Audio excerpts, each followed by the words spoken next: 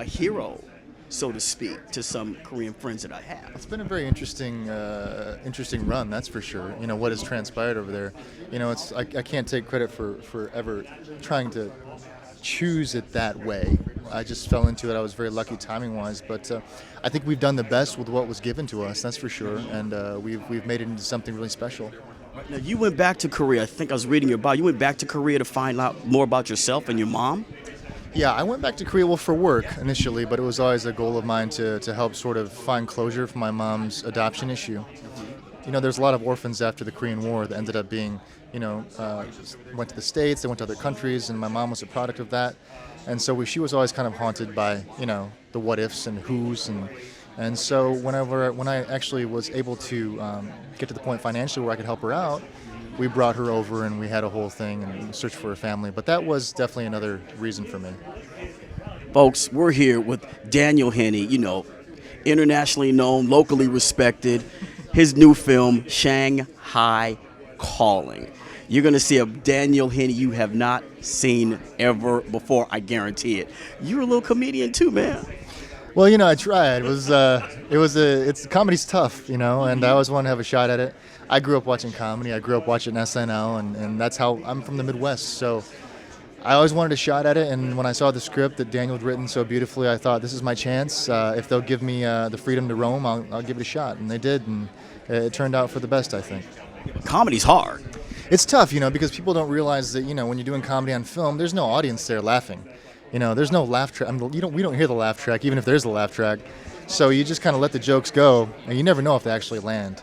So that, if there's any good comedy in the film, which I think there is, it's all due to the confidence that was instilled to me by the director and by the crew. The ability to make mistakes and not worry about it, to have confidence, and just play and have fun, and that helps. Now, since this is director, his first big film, and you've acted in several different films. You've been on Korean TV too. What made you trust him so much that you would, quote, put your brand and say, I trust this guy. He's doing the best for me? Well, the audition process was very, I'm going to say intimate. We had a 2-hour session where I really got to know the guy. We became very close, and I understood the message he was trying to get across to people, the message of the film and his message personally. And I just had a really good feel for his energy, and I knew that I would be in good hands. He's a smart guy, and that's really important. And he's funny, and he was willing to take a chance on me doing comedy, and it's kind of worked out. And that's I don't have to trust someone you have to trust someone, but it wasn't like I was jumping off a cliff because, it was both of us jumping off the same cliff at the same time. Your love interest. Tell us a little bit about Liza's character and how you guys, because the chemistry you can see in the beginning, you guys are getting closer. And we're saying, are they going to kiss? Are they going to kiss? And they're getting you back. I was like, how'd you guys get that going? Well, her and I, we get along so well. We're like twins separated at birth. To be honest with you, we're the oddest couple ever. But we get along so well. And she's like the funniest woman I've ever met, hands down. She's so funny, so naturally gifted as a comedian. So that was a blessing for me because I could just kind of riff off that, And so whenever you have a partner that's so giving, it's just such a huge gift to you as a partner. So 2-3 weeks in, the chemistry was rolling. We were laughing so much. They'd turn the camera on. We were still in the middle of a conversation. We'd go right into our lines from that conversation. So it was a very natural process, and it was a very safe feeling. I felt like I was in a very safe environment with her. Now we got to get to the guy thing. Sean, working with him. You guys were like... Yeah, it was great working with Sean. It's ironic because when you're doing small films, you don't have big budgets to cast, tons of actors from the States or anything. So what we had to do was hopefully find some great actors in China, some great Caucasian actors in China. And who would know there's a huge community of Western actors that do theater and musicals in China. And Sean's one of those guys. He's an amazing actor. We found him in Beijing. He was perfect for the role.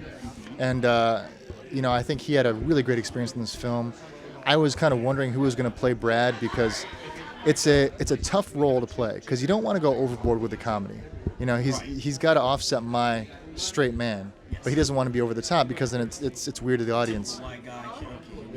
Exactly. So I think he found a good balance, and we were so proud of him to know that he stepped up for this film. Yes, he did. Yeah. Folks, we got to wrap it. But one thing, you speak Korean, right? I do, yeah. Can you just tell the audience, we have a Korean audience, tell them to go see this movie. 네. 안녕하세요, 데니엘입니다. 반갑습니다. 우리 오늘 샹하이 칼링 나오는데요. 꼭 보세요. 감사합니다. Whatever he said, I give it the Phillip Siddiq thumbs up. Follow him on Twitter, too. Millions of followers, so thank you. Nice to meet you, Phil. Thank you, my friend. Thank you.